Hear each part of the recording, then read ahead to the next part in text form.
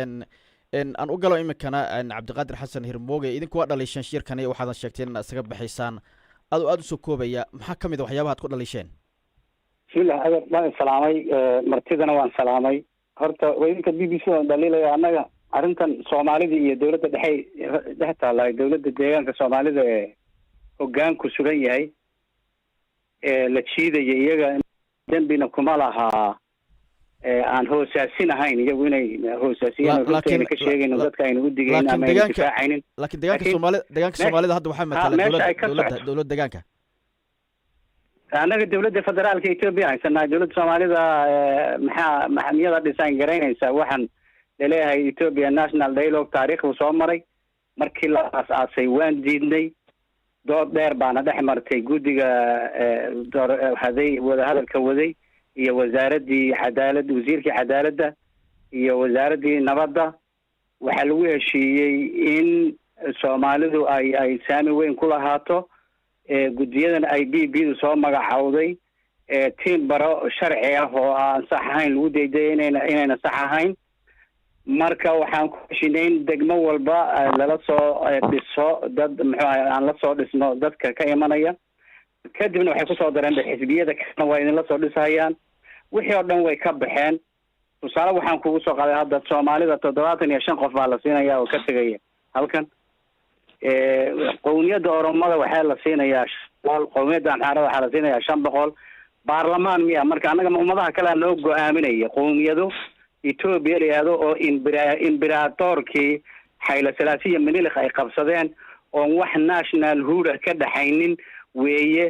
Ethiopia way jiri laadahay marka wada hadashay ahayde haddii baarlamaan wada ah oo la soo keenay adisaba saxabiya la dhihi haddaba 99% bay BB ku haysataa afar Soomaali oo sakaraadana way kamid yihiin marka maxay ka dhigan tahay 75 Soomaaliya 15 milyan oo dollar meesha la yaado muxuu ahaa mooyaale ilaa iyo cundhufaynta u dhaxaysa dadka degan 75 ruux oo muxuu ahaa midda meel laga soo maray oo 5 ay tahay Amxaaro 5 kiniisadooda meeshan ku yaala marka baashu si weyn bay u khaldan tahay waad mahadsan tahay si weyn bay Soomaalidu ugu dulman tahay si weyn baan u diidanahay wayna fashilmaysaa afkaana dhulka u galeynaa wax nagu mateli karana dadka Soomaaliyeed waad mahadsan tahay Mooge ma jirto ina codkooda meesha la geynayo oday Soomaali oo wuxuu jileec kaga qabo iyo daciifnimo lagaga yeersiiyay waad mahadsan tahay Mooge intuu adisaba tago anaga nagu waa ku soo laaban doonaa Ethiopia dib loo qaabeeyay oo sharciyad cusub loo sameeyay lama dhahay cabdiqaadir xasan hirmooge onelef waxay ahayd horey u ahayd jabhad duurka ku jirta oo dagaalanta oo sheegaysa in ay gobonimo u dagaalamayaan kadib dawladda Ethiopia wad la heshiiseen haddana hadalladaadii waxaa ka mid ahaa waxaan waa afgobinaynaa oo madaxa uga istaagaynaa marka maadaama hadda aad hubka dhigteen maxaa diidaya in wax walba wada hadal iyo qaab siyaasadeed lagu xalliyo intaad hanjabi lahaydeen waxaa diidahaya anu waxaan ku leeyahay waan diidaynaa codka yagaan ku diidaynaa oo dadka yagaa diidaya waxa weeye horta khaladkaad naga gashaan waxa weeye annaga wiilashan turjumaanada ee jigjiga jooga maya master Hirmooge fadlan aan dooda iyo martida aan ixtiraam adeer ku nahay xabsanaya waxba anagu uma haysano waxa weeye meesha designku ka socdo qulaanquliya raacintu ka socoto lagu maran habaabiyay national dialogue adduunka dhan uu ka dhacay masana kale u dhacay yaa ka qayb galay dadka degmooyin laga keenay Hirmooge siyaasi ah oo waaci ah oo conscious siyaasi ah oo taariikh siyaasi ah oo ahdaaf siyaasi ah waa waxa la go'aaminayo waa masiir siyaasi ah weey yaa la soo diraa marka commissionkan ay dawladda dhexe magacawday BB magacawday waxay dhigayaan designo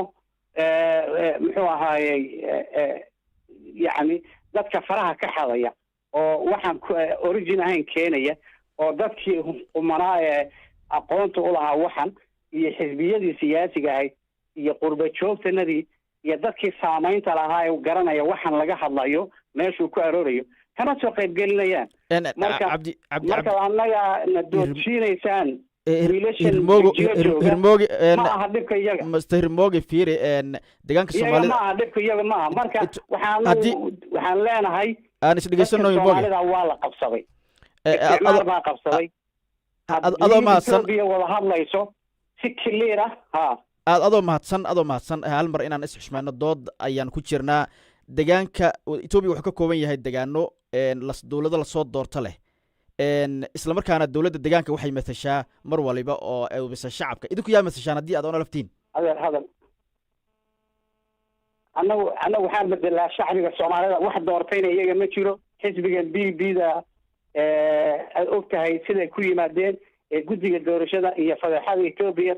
iyo taariikhda ay leedahay laakiin sharciyada ayaga haystaan oo yihiin oo wax duruufi keentay tahay ma diidanin laakiin